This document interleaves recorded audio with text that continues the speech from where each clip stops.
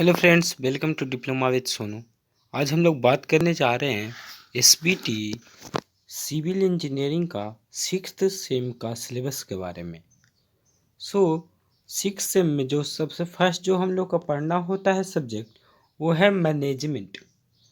सबसे first subject हम लोग को पढ़ना होता है मैनेजमेंट। इसके बाद जो सेकंड सब्जेक्ट होता है हम लोग को पढ़ना होता है contracts and accounts. Contracts and accounts के बारे में हम लोग को सेकेंड जो बुक है उसमें पढ़ना होता है। थर्ड बुक में हम लोग को होता है या थर्ड सब्जेक्ट में इन्वायरमेंट इंजीनियरिंग। फोर्थ जो हम लोग का बुक होता है वो होता है डिजाइन ऑफ स्ट्रक्चर, जिसको आरसीसी के नाम से हम लोग जानते हैं। ये बुक को ठीक है आरसीसी के नाम से जानते हैं। फिफ्थ जो है इसमें इलेक्टिव, मतलब ये हम लोग को चुनना होता है कि अगर आप सिविल इंजीनियरिंग है, देखिए दो ब्रांच पूरे बिहार में चलते हैं सिविल इंजीनियरिंग का। एक होता है सिविल इंजीनियरिंग, एक होता है civil rural engineering. Civil rural engineering मतलब कि समझ सकते हैं आप लोग, इतना दिन से रह रहे होंगे तो सिविल रूरल मतलब क्या कि ग्रामीण क्षेत्र के लिए जो इंजीनियरिंग किया जाता है वो सिविल रूरल इंजीनियरिंग में आता है। तो देखिए जो सिविल वाले होंगे उनको ये यहाँ पे चार सब्जेक्ट है, इनमें से एक सब्जेक्ट चुनना होता है फिफ्थ नंबर के लिए, ठीक है। तो सबसे फर्स्ट जो होता है फिफ्थ नंबर में आप चुन सकते हैं advanced construction techniques and equipments या मेंटेनेंस एंड रिहैबिटेशन ऑफ स्ट्रक्चर और architectural practice and interior design.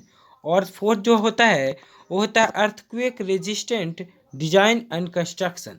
ये चार आप लोग को होता है सिविल इंजीनियरिंग का।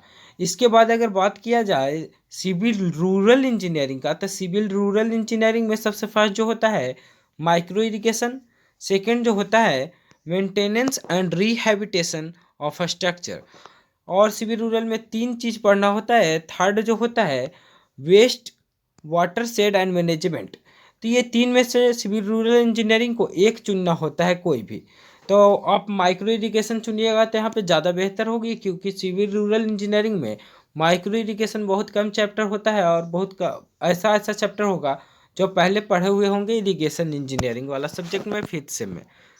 सो अब यहाँ पे हम लोग मार्क्स के बारे में कुछ कुछ बात करते हैं। देखिए जैसा कि मैनेजमेंट कॉमन जो है ये सब्जेक्ट में हम लोग को पहले वाला ही की तरह क्या होगा 70 नंबर का यहाँ पे सेमेस्टर एक्सटर्नल लेगा, फिर क्लास टेस्ट होगा 20 नंबर का और टीए होगा 10 मार्क्स का। तो इसी प्रकार में यहाँ पे डिवाइड किया गया है और 28 मार्क्स आपको पास करना होगा उधर एक्सटर्नल में, और फिर पूरा मिला के 40 मार्क्स पे पास आउट होना चाहिए। ये पूरा मिला के 40 मार्क्स पे, मतलब वहाँ 28 मार्क्स और इधर आपको ये दोनों मिला के 12 मार्क्स लाना होगा, तब आप लोग पास होइएगा। यहाँ से आपको 70 मार्क्स लाना, 30 यहाँ से 28 आपको, देखिए 70 मार्क्स में से आपको 28 लाना होगा और ये दोनों मिलाकर इसमें से आपको 12 मार्क्स लाना होगा, तब आप लोग पास होइएगा। इससे अच्छा आप लाइए तो आपका और भी अच्छा मार्क्स जाएगा। तो ये जो मार्क्स का जो था इसी टाइप में पाँचों का मार्क्स डिवाइड किया गया है।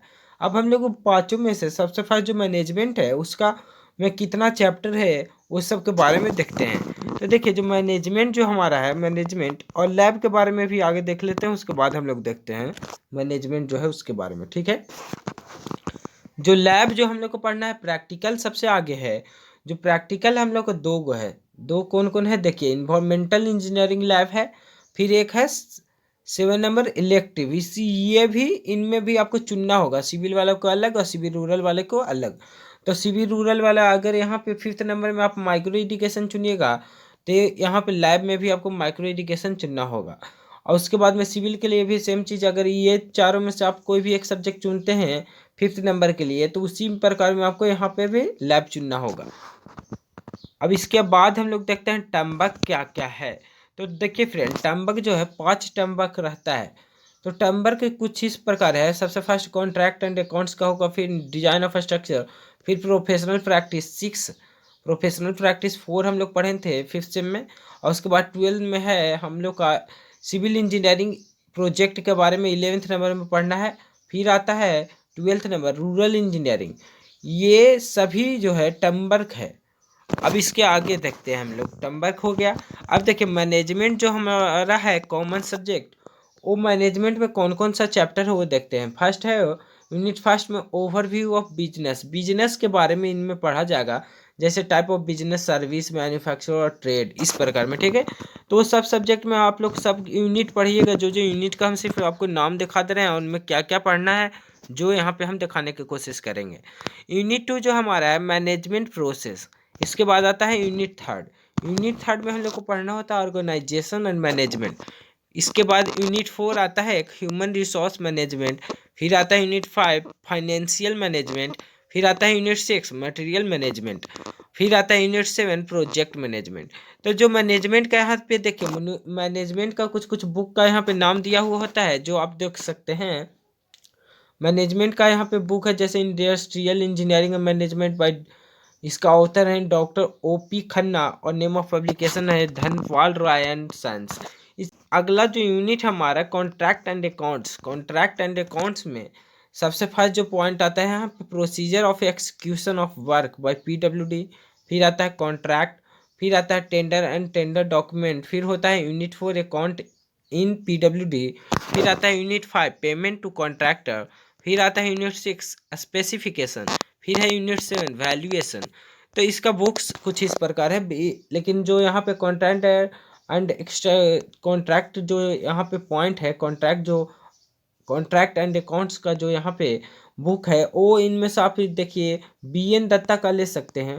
BN दत्ता जो यहाँ पे है estimating and costing by BN Datta. अगर estimating and costing by BN Datta आप लोग ले लिए होंगे 5th सेम में, ये था एस्टिमेटिंग कॉस्टिंग के बारे में, तो वो यही चैप्टर का वही बुक से आप इसमें भी पढ़ सकते हैं। तो ये सब बुक है यहाँ पे, आप इनमें से कोई भी बुक ले सकते हैं। तो ज़्यादातर BN दत्ता और चक्रवर्ती ये दो चीज़ का ज़्यादा चलता है, तो इन दोनों में से आप लोग कोई भी ले लीजिएगा। इन्वायरमेंटल इंजीनियरिंग, देखिए इन्वायरमेंटल इंजीनियरिंग इसके बाद थर्ड जो हम लोग का बुक है वो इन्वायरमेंटल इंजीनियरिंग है। इन्वायरमेंटल इंजीनियरिंग में सबसे फर्स्ट जो हम लोग चैप्टर पढ़ते हैं इन्वायरमेंटल पोल्यूशन एंड कंट्रोल। फिर आता है पब्लिक वाटर सप्लाई। फिर इसके बाद हम लोग का डोमेस्टिक सीवेज। फिर है इंडस्ट्रियल वेस्ट। फिर है इन्वायरमेंटल पॉल्यूशन, ठीक है। फिर है इसके बाद यूनिट 6 में solid waste from the society. ये दो प्रकार में डिवाइड किया जाता है, सॉलिड वेस्ट मैनेजमेंट और हजार्डस वेस्ट। फिर आता है यूनिट 7 में इन्वायरमेंटल सैनिटेशन।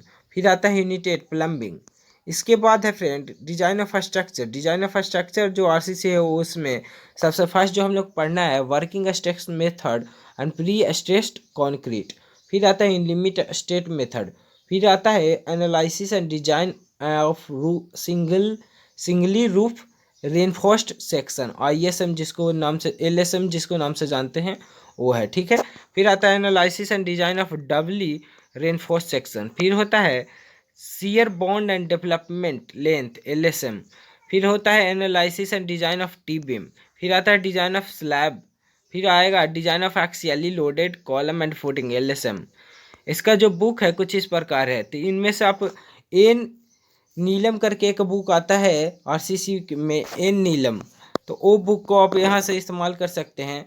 इनमें एन नीलम के यहाँ पे कहीं पे भी बताया नहीं गया, N कृष्णा राजू करके है, तो ये IS 456 ये बुक है जो इसका भी आप लोग इस्तेमाल कर सकते हैं। ज़्यादातर जो चलता है एन नीलम करके एक बुक आता है वो चलता है, ठीक है, RCC में। अब इसके बाद देखिए, इसके बाद इलेक्टिव जो सब्जेक्ट है उसके बारे में है, तो वो हम आपको सिलेबस डाल देंगे हम सब वहाँ पे डिस्क्रिप्शन बॉक्स में, वहाँ से आप लोग डाउनलोड कर सकते हैं, ठीक है फ्रेंड। यहीं पर हम लोग इस वीडियो को एंड करेंगे। ज़्यादा से ज़्यादा इस वीडियो को आप लोग शेयर कीजिए अपने 6 सेम के दोस्तों के साथ। Thank you all.